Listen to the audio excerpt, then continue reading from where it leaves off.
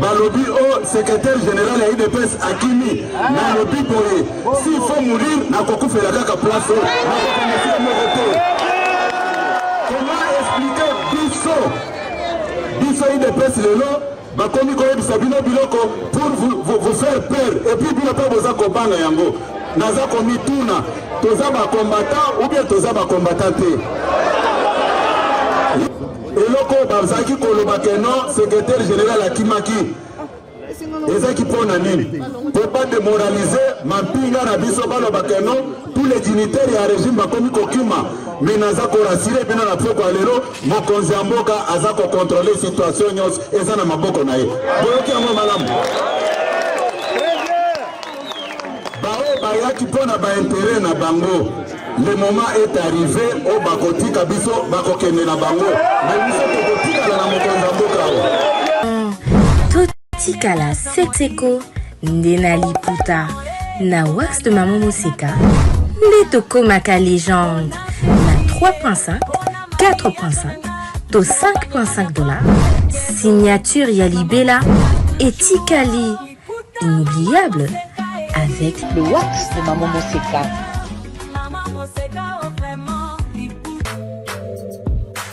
Pour un mariage chic, élégant et de haut standing, voici la salle Continental House Funa. Pour toute conférence, anniversaire, mariage et d'autres cérémonies inoubliables, c'est dans notre salle de fête qui répond aux normes internationales. La magnifique salle Continental House Funa dispose d'une capacité de 500 invités et met à votre disposition la sonorisation, la décoration, bref, tout ce qu'il vous faut pour une nouvelle expérience dans la célébration de vos événements historiques. L'hôtel Continental House Funa dispose en outre d'un service et du matériel de qualité et de haut de gamme. Nous sommes sous Limité, première rue, avenue des Charpentiers, numéro 1444, référence hôpital HJ. Contactez-nous au plus 243 98 21 05 741 et réalisez vos rêves avec Salle Continental House Funa.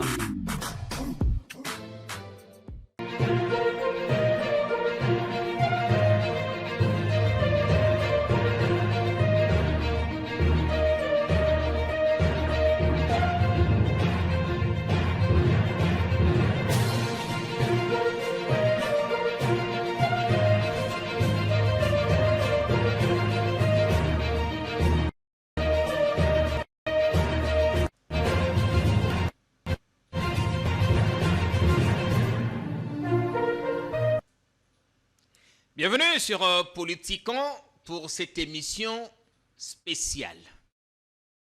D'ores et déjà, nous souhaitons une joyeuse fête de la Saint-Valentin à tous les amoureux qui auront le temps de regarder notre émission.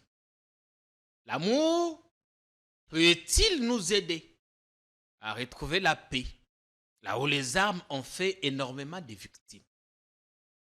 Comment faire pour identifier un amour vrai et déceler les indices d'une relation toxique? Comment trouver la bonne personne en ce monde où on sait que les bonnes personnes ne courent plus les rues?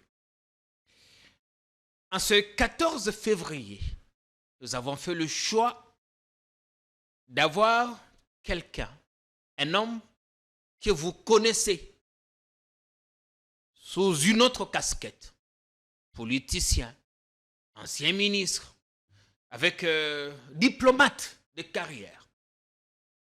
Mais aujourd'hui, avec lui, on ne parlera ni de la diplomatie, ni de la politique. On va parler amour. Maître Pépin Guillaume Manjolo, bienvenue chez nous. Merci. Devrais-je vous souhaiter à vous aussi une bonne fête des amoureux? Bien entendu, qui n'est pas dans l'amour? Tout le monde est amoureux quelque part. Tout le monde, d'une façon ou d'une autre. Soit dans l'espérance, soit dans la vie immédiate, en plein amour, en quête d'amour, en perspective d'amour, en rupture d'amour pour la quête de notre amour. On est toujours dans l'amour. Bien, on est tous dans l'amour. Peut-être que si on s'aimait tous, enfin, d'un amour vrai, l'on aurait trouvé des solutions à certains maux qui rongent notre société. Vous êtes auteur d'un ouvrage qui sortira ce dimanche, le 16. Il est intitulé « Les confessions d'un inadapté à l'amour des femmes ». Avant d'entrer dans le fond de l'ouvrage, on vous connaît sous d'autres casquettes. Avocat, diplomate, politique. Comment vous acceptez de porter aujourd'hui? On sait que vous êtes écrivain. Vous écrivez sur la politique, sur la philosophie. Et tout d'un coup, vous voilà écrire sur l'amour.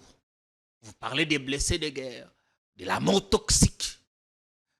On va dire, c'est parce que vous n'avez plus de fonctions que vous commencez maintenant à écrire sur des sujets à polémique où vous êtes profondément conscient de ce que vous faites. Mais je commencerai par la fin de votre question pour dire que ne plus avoir des fonctions ne veut pas dire ne pas avoir une profession. Il y a les fonctions politiques qui sont des choses éphémères. On y entre et on sort. Vous avez été ministre d'État, vous avez été pendant longtemps conseiller Exactement. Au ministère des Affaires étrangères. Mais ce qui tue notre pays, c'est que la plupart des gens n'ont pas de métier. Et qu'ils font de la politique un métier permanent. Ce n'est pas comme ça que ça doit fonctionner. On fait un processus scolaire et académique, on construit sa vie professionnelle, et à côté de ça, on peut entrer en politique. Moi, je suis né en politique. Je suis né d'un père politique.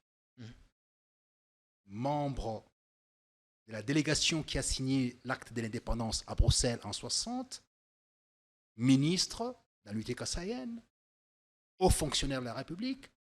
Mais à côté des activités que mon père faisait de politique, il a commencé très tôt, il avait été enseignant, il a été un grand éleveur. À côté de ça. Donc, il faut avoir une profession. Une profession. Il faut avoir une profession. Ne pas être un politicien carriériste. Mais oui, parce qu'on s'accroche à la politique, on ne peut vivre que par la politique. On vend sa maison à $200 000, $300 000 pour aller en politique. Après, on est dans la rue, on ne peut pas accepter être en dehors de la politique. Ce n'est pas normal. Il faudrait qu'à un moment donné, l'éthique nous conduise à pouvoir poser cette question. Dites-moi, monsieur, quelle est votre formation? Qu'avez-vous fait avant? Que ferez-vous en dehors d'un mandat politique? Cette question-là, on doit y répondre. À cette question, on doit y répondre. Mais même quand on doit avoir une profession, on sait que vous écrivez. Je vais rappeler à notre public des nombreux ouvrages à votre actif. Ma nation, de la dégénérescence d'une nation et de sa renaissance. Vous avez publié dans Le ventre du désespoir. Vous êtes auteur de l'ouvrage intitulé L'homme et la structure. Le tout dernier, c'était les 40 épîtres de Guillaume Pépé Manjolo. Vous êtes pratiquement au 8e ouvrage maintenant. Vous avez écrit sur la politique, sur la philosophie. Aujourd'hui, vous écrivez sur l'amour. Des sujets qu'on pourrait qualifier, enfin certains pourraient dire, mais est-ce que ce n'est pas des sujets terre à terre, des sujets de la rue? Pas du tout. L'amour, c'est un sujet majeur dans l'existence des nations, dans l'existence des familles, de la société. L'amour est majeur. L'amour, c'est le socle de la vie humaine. Quand on l'a, on se porte bien. Quand on ne l'a pas, on se porte mal. Il y a des conséquences fâcheuses dans la vie au quotidien lorsque on n'est pas servi utilement en amour, lorsqu'on est malheureux en amour. Vous savez, vous allez, nous qui sommes habitués avec le secteur judiciaire, un homme, une femme qui est en rupture et qui fait fonction de juge, ses sentences vont aller toujours crescendo vers la grande punition parce que tout simplement, il est dans une position qui est de faiblesse personnelle et d'animosité vis-à-vis de la société. Donc, l'amour a une place prépondérante. L'amour a fait que les nations se mettent ensemble. Pendant très longtemps, les grandes royautés se mettaient ensemble sur base de l'amour.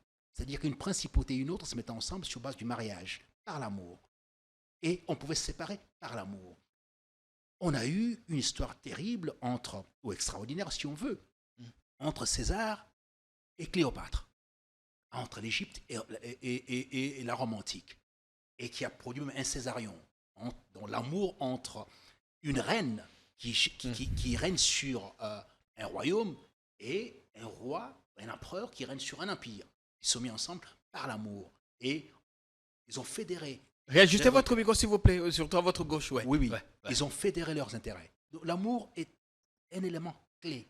Ça adoucit les mœurs, ça modifie les comportements, ça oriente les gens, ça soutient des familles, ça soutient des vies. Mais lorsque ça ne va pas, ça détruit des nations, quasiment. Ça peut détruire des nations. Un ancien ministre d'État qui écrit sur l'amour, qui donne aux femmes des recettes extraordinaires pour découvrir le vrai amour, ne pas se laisser berner, ne pas se retrouver dans un amour toxique. Un ouvrage qui paraîtra le 16, mais on est le 14 aujourd'hui. Dites-nous, quel est l'intérêt que vous portez sur cet ouvrage, Les Confessions d'un inadapté à l'amour des femmes? Et pourquoi vous prenez fait et cause pour les femmes, maître Guillaume Angelo? Lorsqu'on a l'empathie, lorsqu'on a le respect de la femme, puisqu'il s'agit de la femme ici, on constate qu'effectivement la société n'a pas permis à la femme de pouvoir s'épanouir dans ce qu'on appelle l'amour réellement. Et j'ai fait la psychanalyse de l'amour dans ces cadres-là précis. Les comportements des hommes. Je suis un homme. J'ai eu, par instant, un comportement désobligeant, je l'avoue. Mais est-ce que les hommes avouent en général? Il me semble que non. J'ai fait la cartographie des comportements masculins vis-à-vis des femmes. Des souffrances endurées par les femmes. Nous sommes au mois de février, on aura le mois de mars pour les droits de la femme. Pourquoi est-ce qu'on a le droit de la femme? Parce qu'on lui a dénié sa qualité humaine pendant des siècles. Et aujourd'hui, on commence à reconnaître sa qualité humaine. Mais cette qualité humaine est liée aussi à sa vie des femmes. Tout ce que chaque être humain a droit de faire, c'est que l'homme peut faire d'une manière tout à fait large, avec un spectre infini, on les dénie à la femme. Ce sont ces choses-là qu'il faut voir. C'est-à-dire qu'on n'est pas seulement... Si vous approchez l'amour en tant qu'homme-femme, simplement, ça limite là, ça ne serait pas suffisant. Il faut aller beaucoup plus loin que ça. Je suis dans la psychanalyse de l'amour. C'est quoi l'amour? C'est quoi cet instinct particulier qui fait que les gens se mettent ensemble? C'est quoi l'amour selon vous, maître Pépin? L'amour, si on doit... Moi, je pense que la définition la meilleure nous vient du banquet de Platon, que je reprends ici et là et tout ça, qui veut ceci, que l'homme et la femme, et d'ailleurs on retrouve ça dans la plupart des textes religieux, dont notamment la Torah, que l'homme et la femme formaient un seul être. Et même si on parle du catholicisme, du christianisme, c'est pareil. L'homme et la femme formaient un seul être au départ, mais pas dans l'idée de pouvoir arracher la côte pour faire autre chose. Non, un être, tout simplement. Et que Dieu les a séparés à un moment donné pour les pousser à pouvoir se retrouver. Et lorsqu'on retrouve son âme sœur, ce qu'on appelle âme sœur, c'est ça, le fait de retrouver l'autre soi-même, les miroirs, son miroir, la photographie de son être, de son âme, de son cœur, alors en ce moment-là, c'est ça l'amour. Mais entre-temps, on peut courir des années sans rencontrer cette âme qui est une part de soi. Alors qu'est-ce qui se passe? On se met en relation avec des gens de manière souvent mercantile, de manière intéressée, mais fondamentalement pas des manières qui relèvent de l'amour. Et on croit qu'on est marié, tout va bien et tout ça, mais on n'est pas très bien dans cette relation. Mais les intérêts des familles, c'est-à-dire que ce qu'on a acheté ensemble, les investissements qu'on a faits, les enfants qui sont nés et tout ça, on doit gérer tout ça. Et on pense qu'on est en amour alors qu'on est tout simplement dans une sorte de commerce des sentiments. On est dans une sorte... commerce des sentiments. Tout à fait, dans une sorte de convention pour la société. Pour plaire à ceux qui sont autour de nous. Tout simplement. Il y a des gens qui ne vivent que parce qu'ils ont des enfants. Mais regardez comment est-ce que les gens font des dépenses inconsidérées dans la société qui n'a pas assez de moyens, alors qu'ils n'ont pas à manger le jour d'après. Ils ne savent pas où loger. Ils sont en ville, ils font des photos, tout ça, ils louent les véhicules. Pour des mariages. Pour un mariage, alors qu'ils n'ont rien. Tout ça, c'est pour le paraître, pour montrer à la société que nous sommes arrivés à faire ceci. On dit on se marie une seule fois, il faut que ce soit une journée marquée d'une pierre blanche. On montre ça aux autres. C'est pour la perception d'autrui. Est-ce que c'est pour soi? Non, c'est pas pour soi. On ne peut pas accepter une misère aussi profonde les jours d'après. On a 10 000 $, on dépense les 10 000 $, et les jours d'après, on n'a rien. Ni pour manger, ni pour se loger. Est-ce raisonnable? Non, ce n'est pas raisonnable parce qu'on doit satisfaire le regard de la société. Ce n'est pas de l'amour, c'est du paraître. Il y a tous ces éléments-là qui composent des outils qui sont un poison pour l'amour véritable. À partir de quel moment on peut dire qu'on est profondément amoureux? Les jours où, M. Kayembe, lorsque votre épouse est malade et que vous êtes malade, vous sentez que vous êtes malade vous-même, lorsqu'elle pleure, vous sentez en vous jaillir une souffrance pareille qu'est la sienne.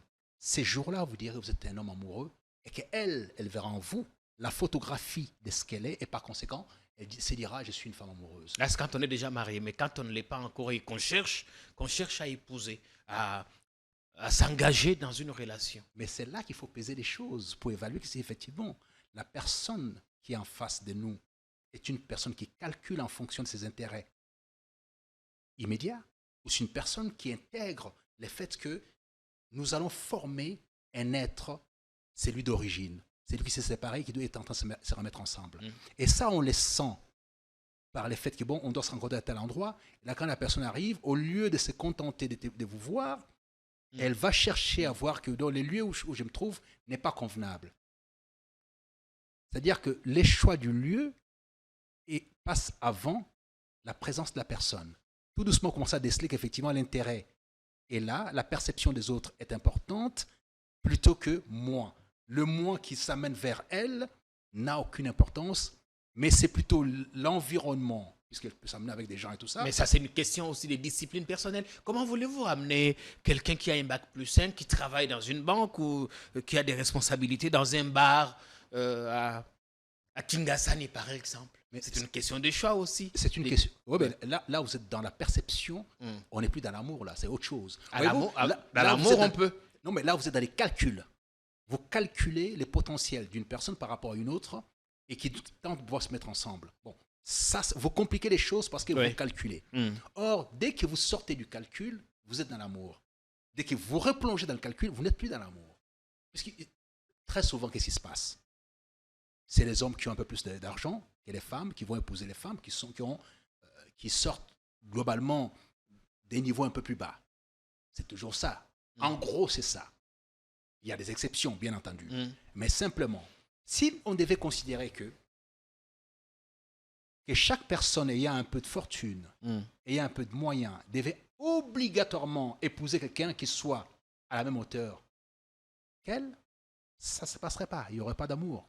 Il y aurait un intérêt. Or, l'amour, ce n'est pas cet intérêt-là. C'est pour ça qu'il faut à la fois conjuguer la raison, qui doit être là en permanence, et évaluer la passion, qui doit être là aussi en permanence. Les deux outils, raison, passion. Raison, passion. Au-delà de ça, est-ce qu'il n'y a pas une certaine pression? Vous avez été aux affaires. Oui. Pouvez-vous laisser vos enfants épouser, comme on dirait à Kin, n'importe qui? Quelqu'un qui ne vient pas d'une famille aisée, d'une famille connue, qui n'a pas de stabilité, qui n'a pas d'emploi. Non, ça ne se passe pas comme ça en gros, parce que on se marie globalement dans son milieu social. On ne se marie pas en dehors de son milieu social. On peut avoir aussi des ambitions. Ça arrive. Des gens qu'on a rencontrés à la fac. Tout à fait. Ouais. Ça arrive. Là aussi, nous sommes dans les cas des exceptions. Mais la règle, c'est qu'on doit rester dans son environnement social. Il arrive très souvent, c'est vrai, que dans son environnement social, qu'on ne puisse pas flasher, tomber sur l'autre soi-même. Mais les jours où on tombera sur l'autre soi-même, peu importe sa condition, cette partie de soi qui avait été déchirée, découpée depuis le départ, on ira avec cette personne-là.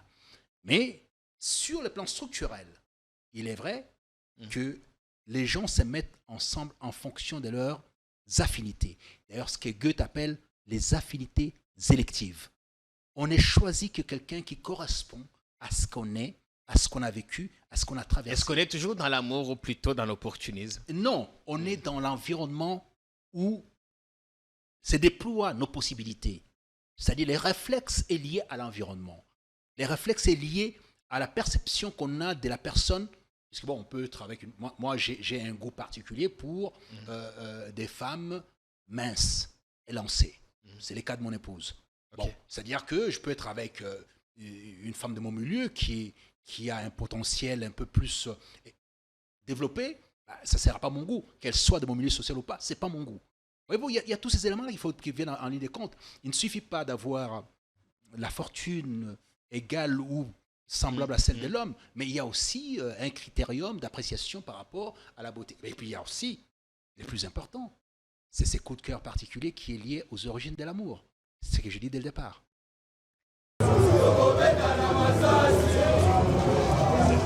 Sans faiblir, Augustin Kabouya continue à porter haut les flambeaux du régime, en dépit des messages tous azimuts pour démoraliser l'armée et démobiliser l'opinion nationale, alors que certaines zones de la partie est de la RDC sont envahies par l'armée rwandaise sous couvert du M23 AFC.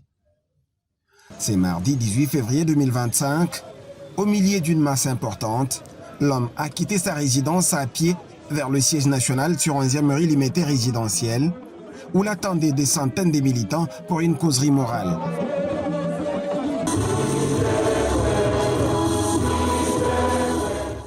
Accédant au lutrin, c'est un Augustin Kabouya prêt au sacrifice suprême et qui ne cesse de demander à tout le monde de ne pas paniquer, car a-t-il rassuré, le chef de l'État a le contrôle de la situation.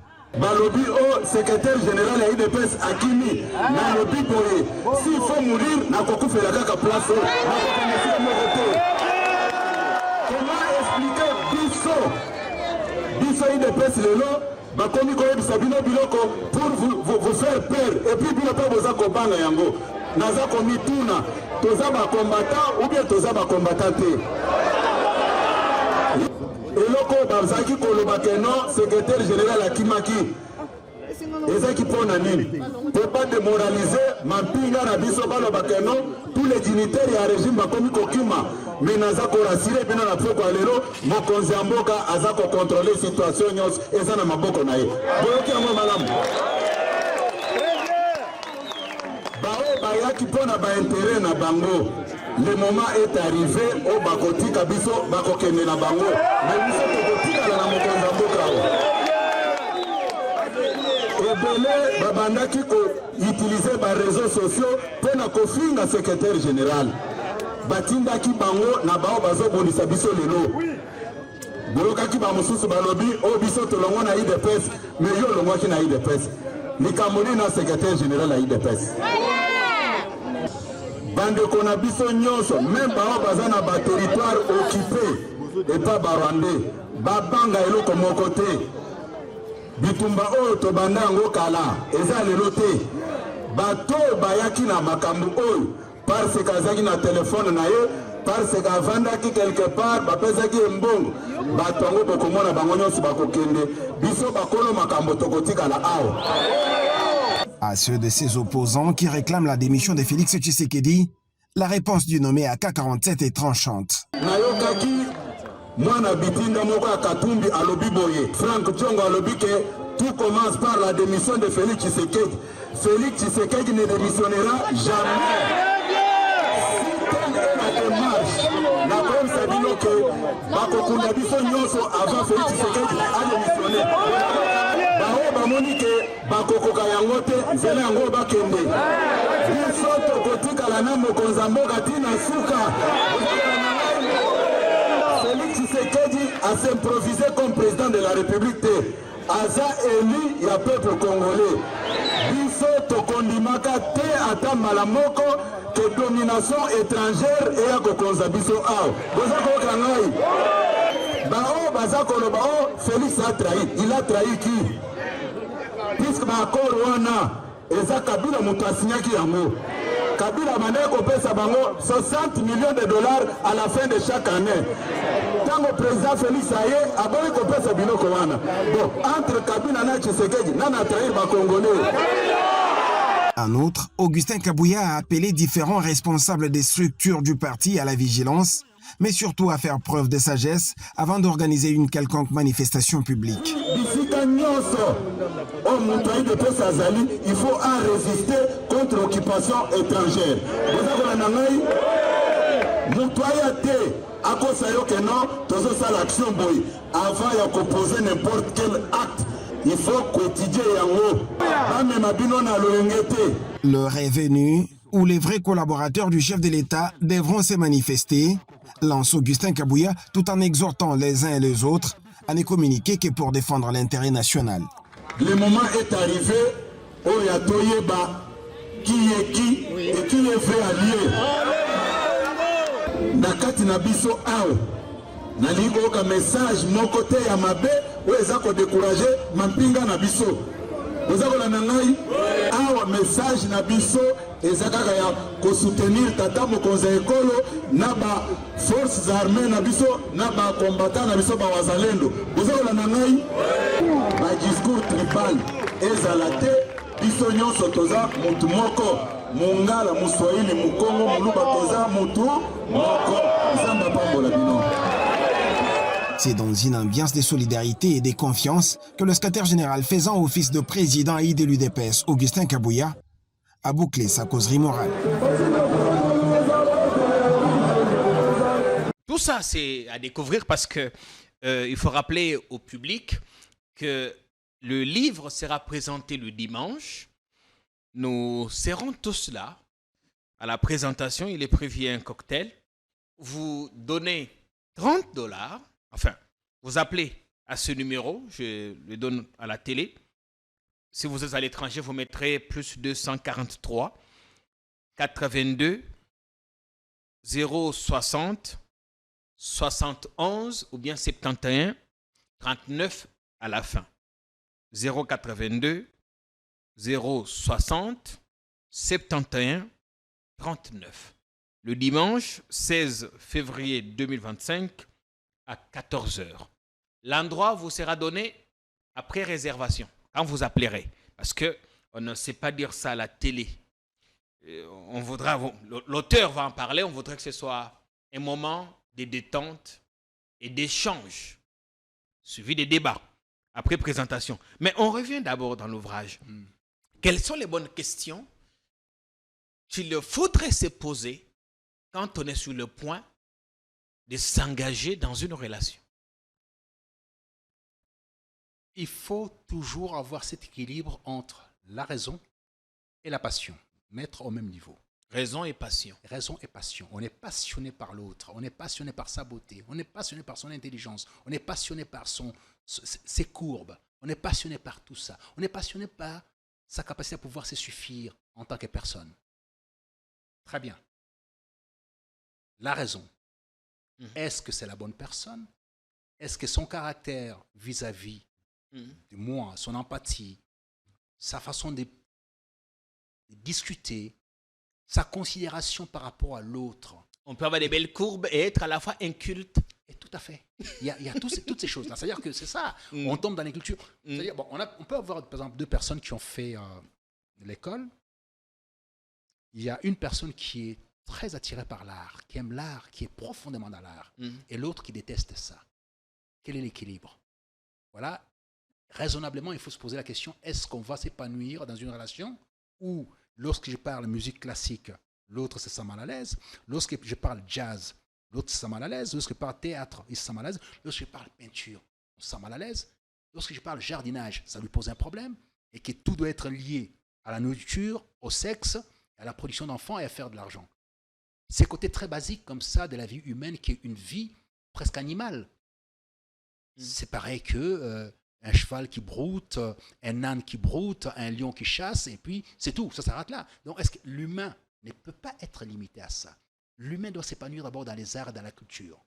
Et si maintenant vous avez la chance de pouvoir tomber sur quelqu'un qui vous accompagne de la culture, qui vous ajoute un peu de culture sur votre culture, là on est dans quelque chose d'essentiel. Raisonnablement, on dit voilà, on peut construire déjà. Mais on peut initier aussi quelqu'un même s'il n'a pas le goût de quelque chose. Encore faut-il que la personne soit qu'elle ait des facultés, dans la disposition d'accepter ça. Parce qu'il y a des gens qui vous disent non, moi ça ne m'intéresse pas du tout. Donc lui doit écouter une sorte de musique qu'il en chante avec beaucoup de bruit autour et tout ça. Il doit aller à l'église et il doit chanter très très fort et tout ça. Et que vous, c'est pas possible quoi. Bon, comment on trouve l'équilibre? S'il y a de la raison dedans, on dira écoutez, puisqu'il y a la passion et il y a la raison, on peut trouver un juste milieu. L'entre-deux. Et c'est vous de nous dire qu'il existe des hommes ou des femmes parfaits. Non, non. Ou des relations qui soient parfaites. Ça, c'est une escroquerie parfaite. La relation, on la construit lorsqu'il y a l'amour véritable. Lorsqu'il n'y a pas de tricherie, on construit une relation. Lorsqu'il y a l'empathie, on construit la relation. Lorsqu'il y a la compréhension, on construit la relation. Lorsqu'il y a la construction de l'entre-deux, c'est-à-dire que ce que j'ai appelé les contournements providentiels, dans un autre texte, c'est tout ça. On tente de pouvoir rogner une part de sa raison pour laisser que l'autre avance aussi, pour trouver. J'ai raison, je sais, mais elle a aussi raison. Donc, je vais trancher une part de ma raison, elle va trancher une part de sa raison, et puis on se met ensemble, on essaie de pouvoir avancer. On contourne nos difficultés pour atteindre un but. Ça, c'est la maturité dans l'amour, la maturité intellectuelle, la maturité de la civilisation. Et ce n'est pas tout le monde qui l'a. Bon, maintenant, ces textes, particulièrement, j'ai travaillé dans le sens de faire la psychanalyse de l'homme, de sa méchanceté, de ses turpitudes, du poison que l'homme en général a. Il y a des hommes qui atténuent ça, qui gèrent ça, qui essaient de pouvoir amenuiser ça. Il y a des hommes qui expriment avec beaucoup de violence. Je viens d'une société, dans mon espace, qui est le Kasaï.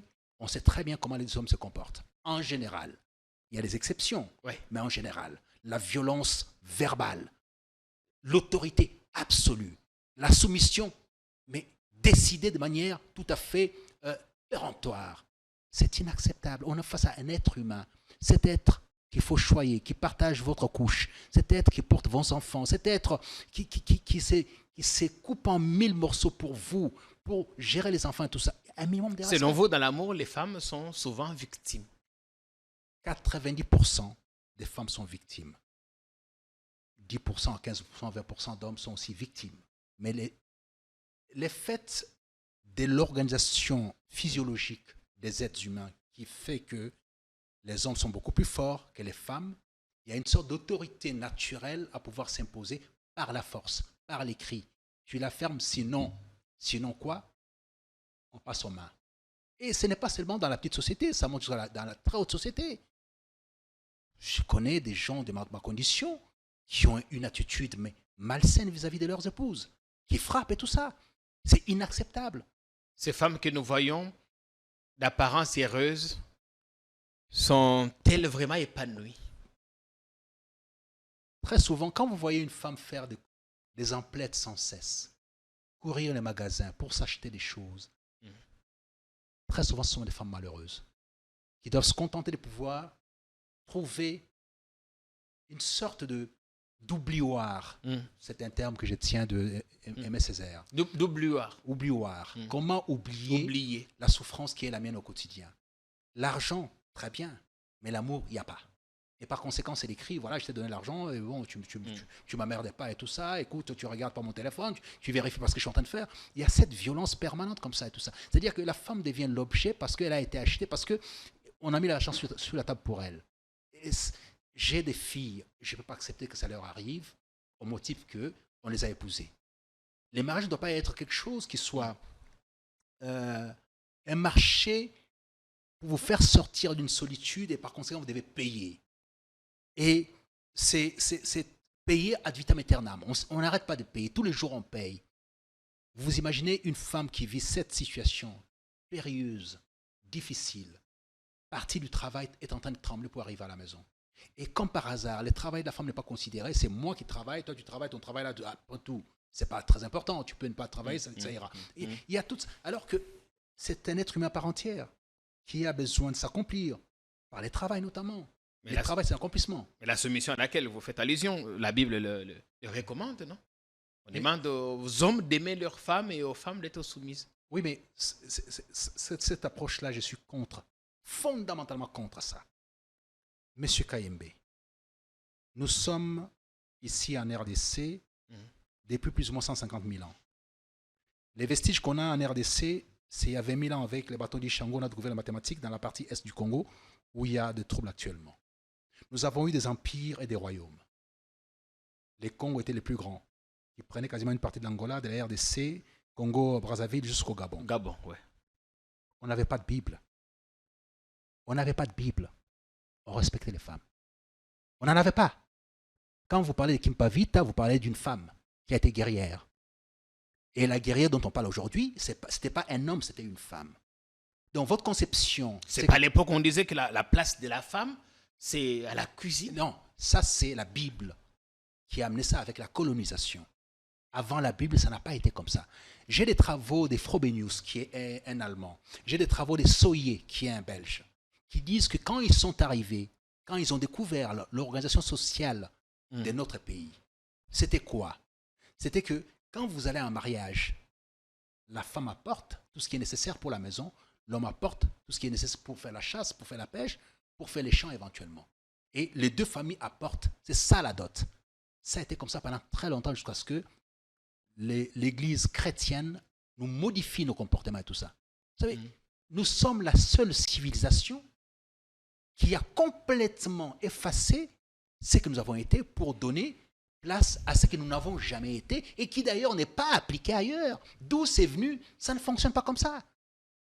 Quelle est la première personne qui a occupé les postes de Premier ministre parmi en Israël? Golda Meir. C'est une femme, non? C'est une femme. Pourtant, ce sont eux les tenants de la Bible et de la Torah. Pourquoi c'est chez eux, ils appliquent que la femme peut s'épanouir? Anna Arendt, c'est une femme, elle est juive. Simone Veil, ce sont des femmes et tout ça qui ont écrit, qui ont été à un niveau extraordinaire. Pourquoi est-ce que, comme par hasard, c'est chez nous que nous appliquons la Bible avec un entendement complètement rétrograde qui n'a rien à voir ni avec notre civilisation d'origine, parce que la femme a toujours une place. Autre chose, allez-y, M. Kayembe. Oui. Cette société congolaise qui a connu des souffrances depuis 30 ans,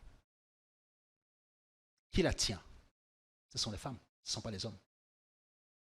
Les 90% des soulards qui sont dans la rue ne sont pas eux qui tiennent les commerces à gauche, à droite et tout ça. Ce n'est pas eux, ce sont les femmes qui tiennent ça. Qu'on se dise la vérité, tous les marchés sont gérés par les femmes. Vous montez dans l'avion pour aller à Dubaï ou en Chine, ce sont les femmes qui y vont. En gros, elles sont majoritaires. De quoi on parle? Soumission par rapport à quoi? Une autorité phallique, c'est-à-dire c'est la puissance du sexe de l'homme et ses muscles qui fait qu'on lui accorde l'autorité.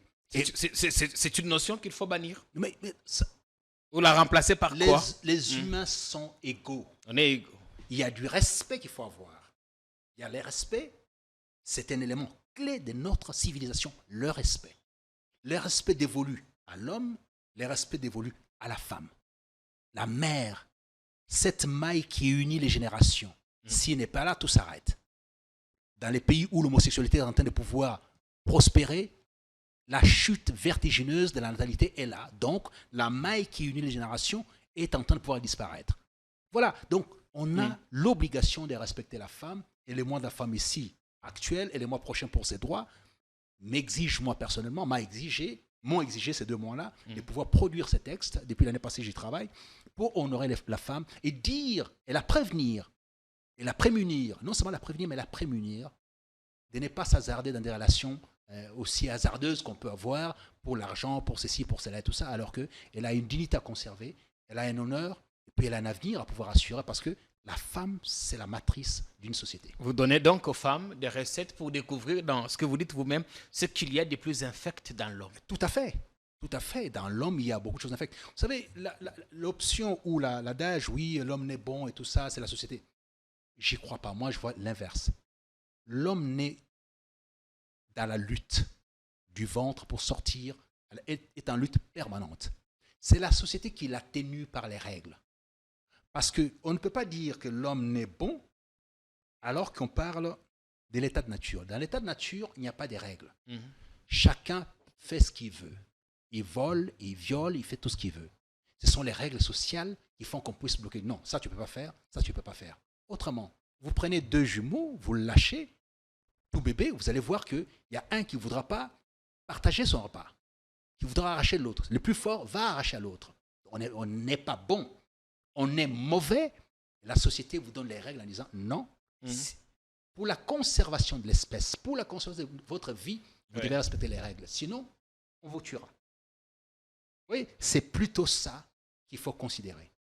Donc la naissance des supériorités, X, machin, tout ça, l'homme par rapport à la femme, c'est bidon. On va lire quelques extraits de ces romans. Vous avez dit, vous souhaitez avoir chaque année, vous allez publier 2 ouvrages, un roman et un ouvrage philosophique, c'est ça? En fait, j'ai fait ça depuis 3-4 ans maintenant, me semble-t-il. J'ai produit un roman par an et un essai en philopolitique.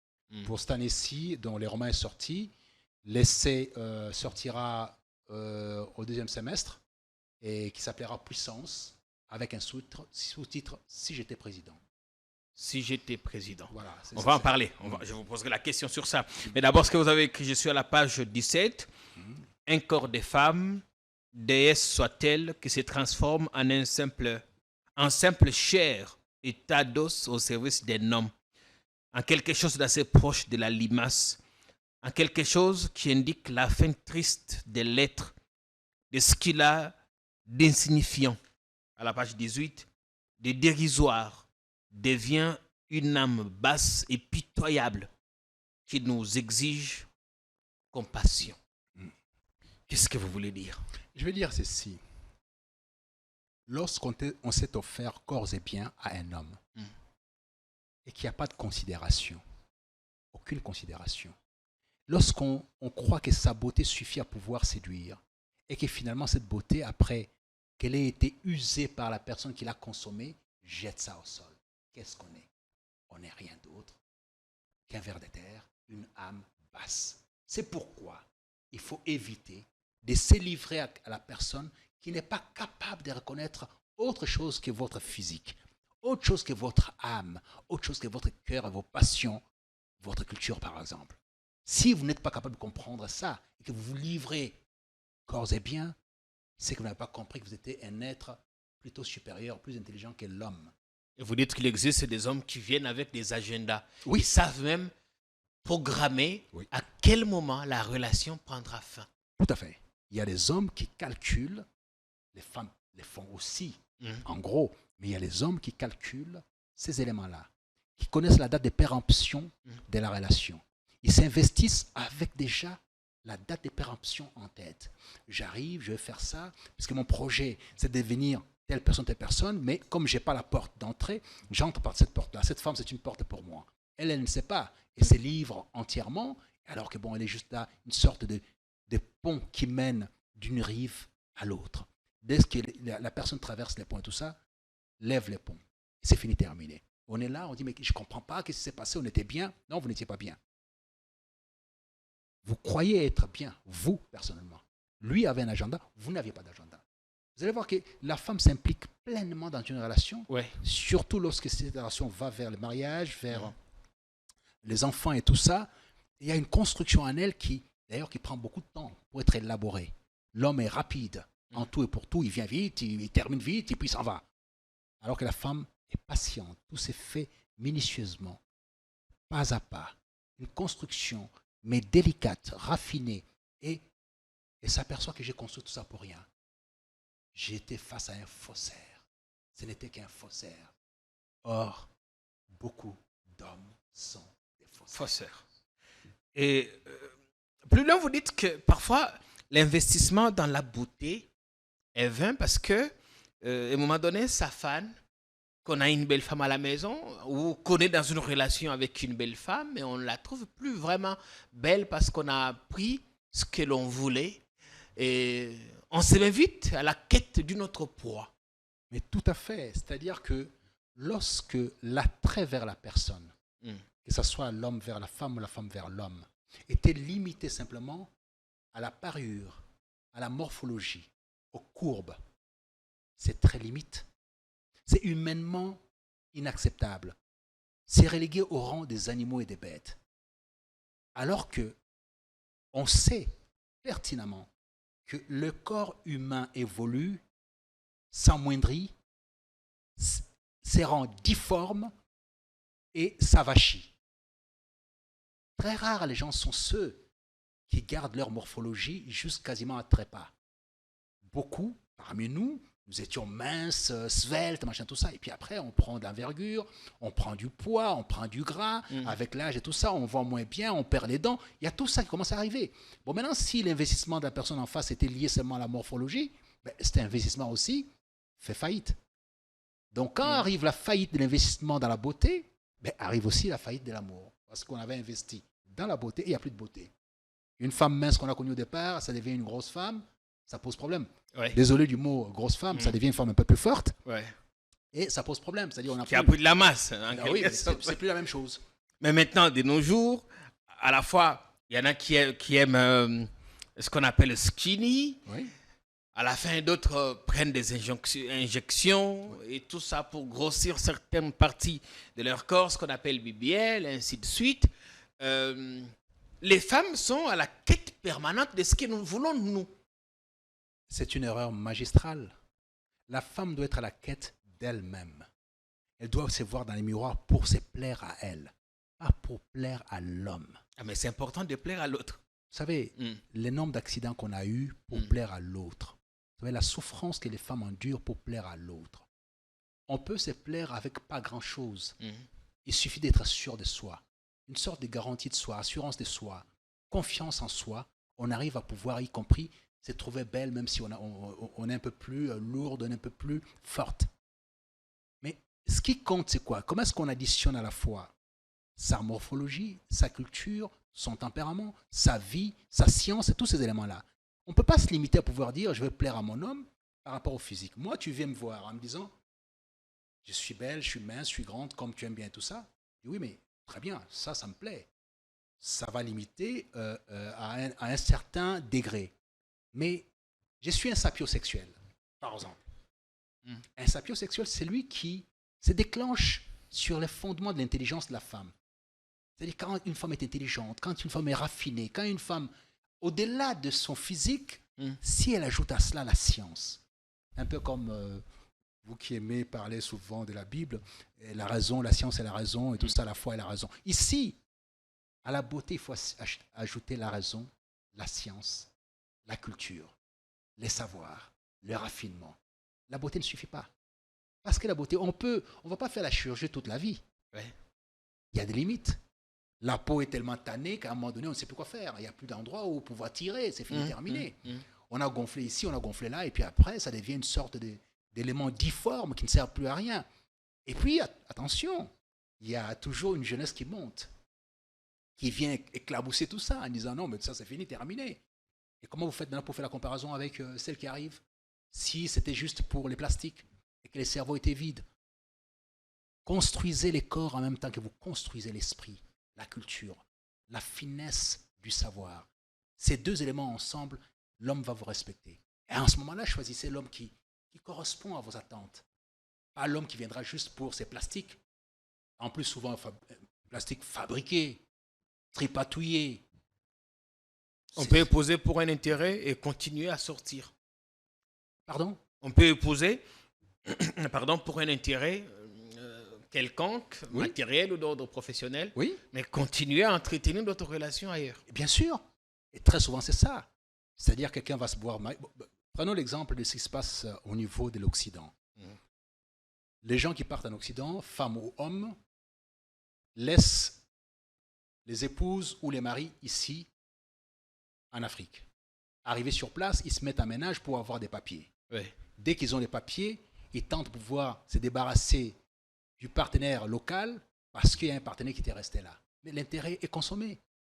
L'intérêt est consommé. D'où on parle de mariage blanc et tout ça. Et l'intérêt est consommé. Donc, ce sont ces gens. Il y en a beaucoup dans notre société. Et tous ces éléments-là reviennent dans ce texte où j'explique attention. Mais ici, j'ai pris la précaution de parler. L'homme qui est épinglé ici, ce n'est pas un homme du commun. C'est un garçon de très bonne famille qui a été bien élevé et qui part du principe que tu lui appartiens. Tout lui revient. Que le monde lui doit. On ne sait pas par quelle magie, par quelle loi, il estime que le monde lui doit. L'ouvreuse à la maison qui travaille chez lui doit son corps. Toutes les filles lui doivent leur corps. Et il en consomme quand il veut, il s'en débarrasse quand il veut. Donc ce n'est pas un problème. Mais à la fin du livre, il y a une femme qui résiste. Et pourquoi elle résiste? Elle est belle, Pourquoi? elle est riche, elle est très intellectuelle. Elle est peintre en même temps. Elle est très intellectuelle. C'est-à-dire qu'elle a eu la chance d'être née fille unique. Elle a perdu ses deux parents. Elle a hérité d'une somme colossale. Elle a investi dans la philosophie, dans les lettres, dans la littérature, dans la peinture, dans la musique. Elle a un piano chez elle à la maison. Elle peint. Elle passe son temps à ce genre de choses. Elle est très, très belle. Physiquement, elle est belle. Elle s'en fout de la beauté parce qu'elle est née belle. Mais en même temps, elle a un savoir terrible.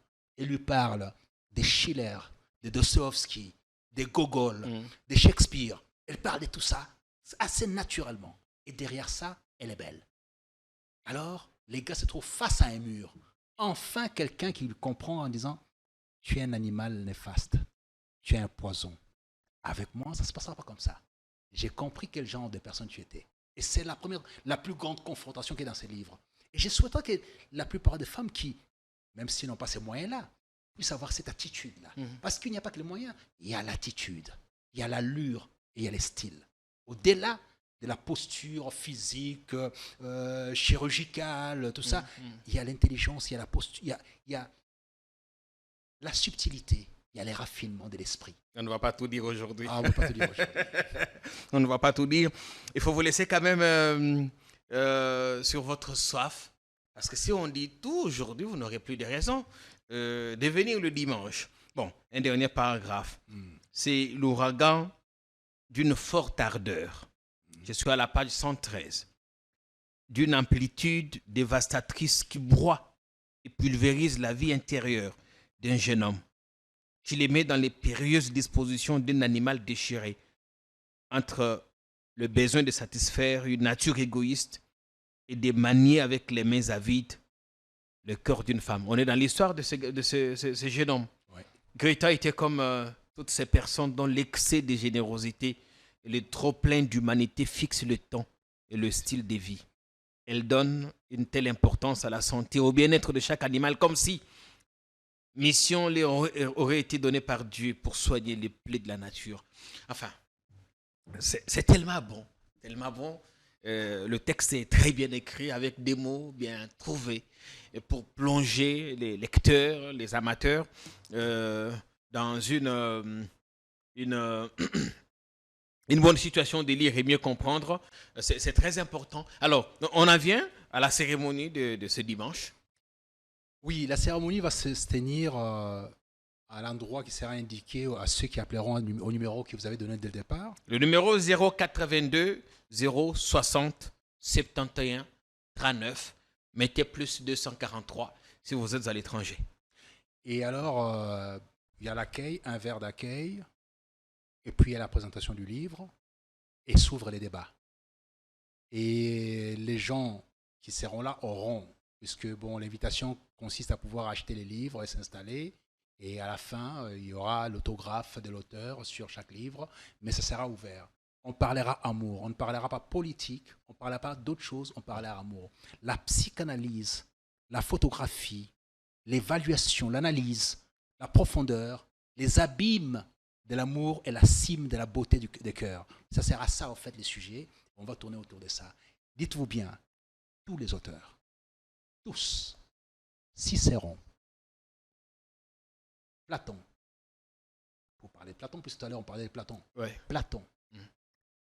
Épicure, Mudimbe, Kamana, Ngal, tous ont parlé d'amour. On ne peut pas s'en passer. C'est un outil, c'est une situation qui tient la société, qui déchire la société, qui abîme les âmes, qui détruit des vies. On ne peut pas dire, non, c'est rien, vous parlez d'amour. Mais non, ça nous entoure partout. De 7 à 77 ans, disait quelqu'un. Mais au fond, nous sommes guidés par l'amour. Et cet amour peut se porter de manière charnelle, de manière liée au cœur, mais en même temps, dans la vie sociale au quotidien. Qu'est-ce donc la jalousie? C'est l'absence d'amour, ou c'est le trop-plein d'amour. L'amour non contrôlé. Qu'est-ce donc la méchanceté? C'est l'absence d'amour vis-à-vis des autres. Qu'est-ce donc l'animosité? C'est l'arrêt de l'amour dans son cœur. Qu'est-ce donc les ennemis? Les ennemis, c'est ceux à qui on refuse l'amour. Et l'amour est partout. Dès qu'on refuse l'amour à quelqu'un, on en fait l'adversaire, on en fait l'ennemi. Dès qu'on refuse l'amour à une femme, on a fait son ex-femme, on a fait la divorcée. Donc, c'est-à-dire qu'il y a les conséquences immédiates liées soit à l'entrée dans l'amour ou au retrait de l'amour. Vous retirez de l'amour, vous avez des conséquences fâcheuses, y compris sur le plan juridique. Vous mettez l'amour en place, vous avez des conséquences heureuses et dans tous les domaines. Est-ce qu'il y a un code vestimentaire pour le dimanche? Non, soyez comme vous le sentez, libre. Et on est propre sur soi, on est libre. On est relax, il n'y a pas d'imposition, quoi que ce soit. Qui viennent, les mariés ou les célibataires, des blessés de guerre, celles et ceux à la recherche d'une relation stable. C'est une sorte de leçon sur la leçon. Parce que tout le monde croit qu'il a été en fond, connaît l'amour et tout ça. Mais il s'avère simplement que moi, en faisant mes recherches, moi qui croyais savoir, j'ai compris que je ne savais absolument pas grand-chose. Moi qui croyais avoir une expérience extraordinaire, j'ai compris que non. Quand j'ai lu Zweig, Stéphane, une lettre à une inconnue. Quand j'ai lu Zweig, 24 heures dans la journée d'une femme. Quand j'ai lu Épicure, Goethe, les affinités électives. Quand j'ai lu tous ces auteurs-là, quand j'ai lu Kamana qui parle de son dernier amour dans un des textes, quand j'ai lu Moudimbe, je me dis, tiens, c'est bizarre. Lui en parle comme ça, l'autre en parle comme ça, mais il y a toujours des points de rencontre. Donc, tout ce que je savais en amour, c'est que je ne savais pas grand-chose. Maintenant, j'ai appris. Et quand j'ai appris, j'ai couché sur papier en donnant un côté romanesque de la situation, mais profondément psychanalytique et philosophique, dans la mesure où ça touche la réalité. Ça nourrit, ça soigne, ça prévient, ça alerte. Ça permet que les femmes et certains hommes soient sans cesse aux aguets. Bien.